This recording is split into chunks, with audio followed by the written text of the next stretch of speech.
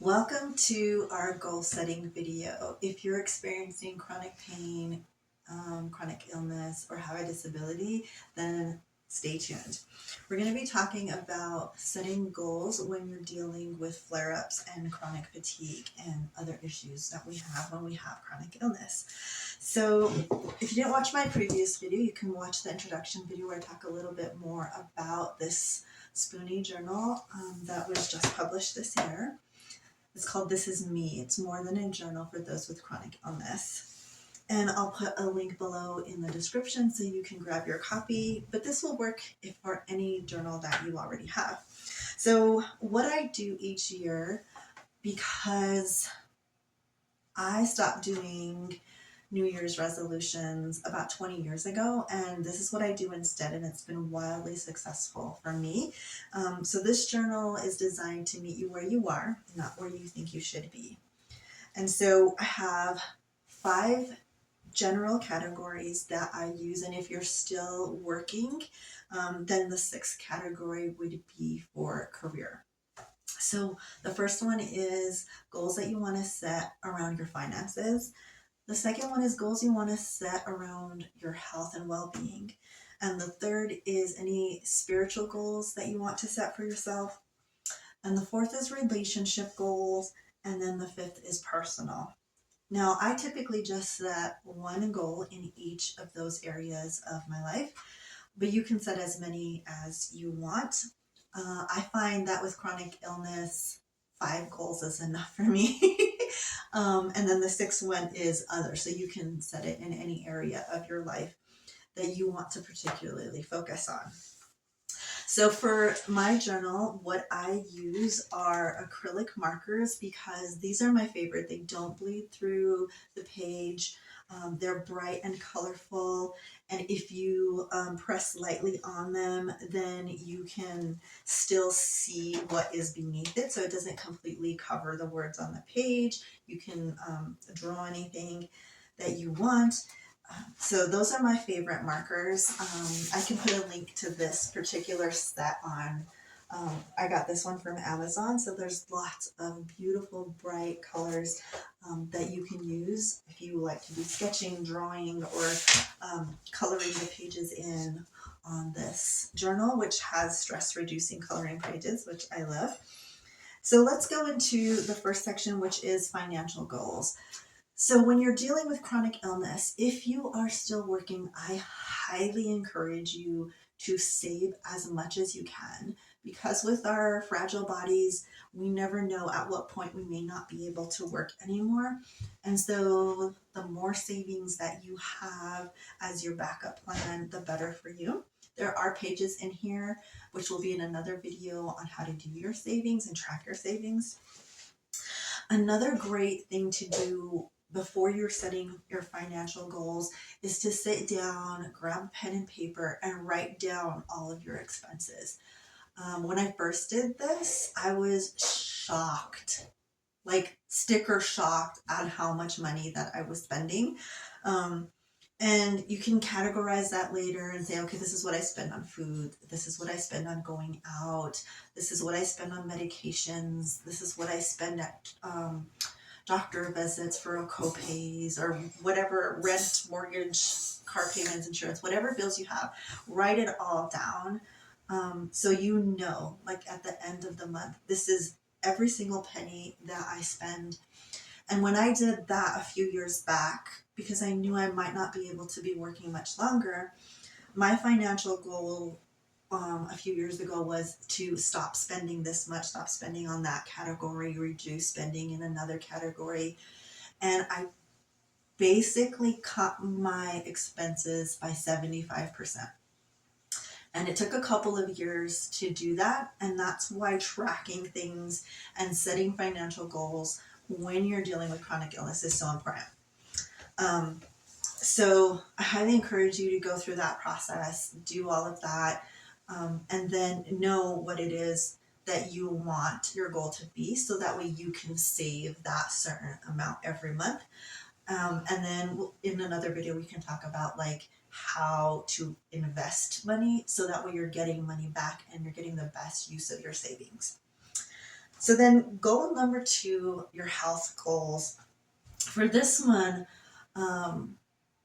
typically when a average person who doesn't have to deal with chronic illness sets goals around health, they were like, I want to lose this many pounds, or I want to start running and I want to run this many miles every day. And that isn't always what our goals can look like when we're dealing with chronic illness, because sometimes our bodies don't let us do those things. Finding a new doctor, which is what my health goal for this year is, because my absolute best unicorn of a doctor left.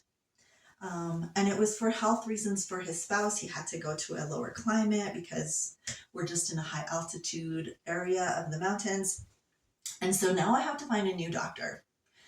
And for those of you who have found your unicorn doctor, having to find a new one, I'm sure you can relate how difficult and scary that is. And so that's one of my health goals for this year. So make sure that you take time for yourself to really think about what your goals are and what you want them to be. And the one trick that I have found in creating these goals that help me live my best life with chronic illness is, and it's one of the reasons why I stopped doing New Year's resolutions, because New Year's resolutions focus on what's wrong with your life, what you need to fix, focus on the negative. Instead, focus on how you want to feel. Focus on that emotion that you want this year. And then base your goals and your brainstorming for these goals on how you want to feel and what actions you can take that get you closer towards that feeling. So then the third one is spiritual goals. That can mean anything. For my friend, it would be more along the religious lines and have to do with church and women's groups and things like that. And for myself, it would be something more along the lines of meditating more often, creating more space in my home where I can have peace and quiet and a cozy spot where I can sit down and drink a cup of tea, and things like that.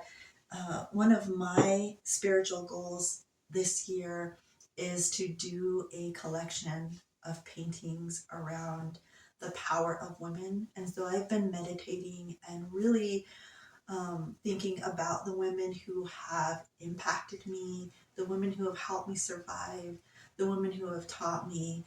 And so I'm doing a series of 7 paintings around the power that comes from reconnecting with the women, with the feminine, with your power, your voice, and coming back to who we are.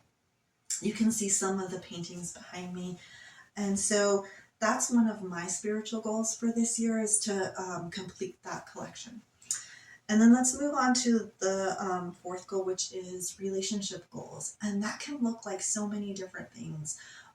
But I think for us with chronic illness, our relationships can sometimes suffer because we're canceling plans and a flare up comes up and we can't make it to an event that we said we were going to do. It even can, for me, it can impact some of the speaking engagements that I do. And so it's really important to prioritize relationships and setting goals around the key relationships in your life that are a priority for you, that you want to make more meaningful.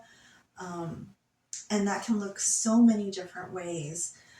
It could be finding more time to talk on the phone with someone, or making appointments to go out with someone to have dinner, or to go to a spa, or to go to a hot spring. I'm so lucky that in my state we have a lot of hot springs, and so being able to go with family, friends, or even business partners to a spa and just have time to like brainstorm and talk about things, or just relax and let everything go to the wayside and focus on mind, body, and spirit.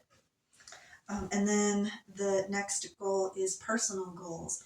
And the reason I have that one in there is because it can be broad, but it also helps you focus on what you need the most, on what you want to accomplish in the year that's going to get you more towards the life that you want to be having to have and the life you want to be living.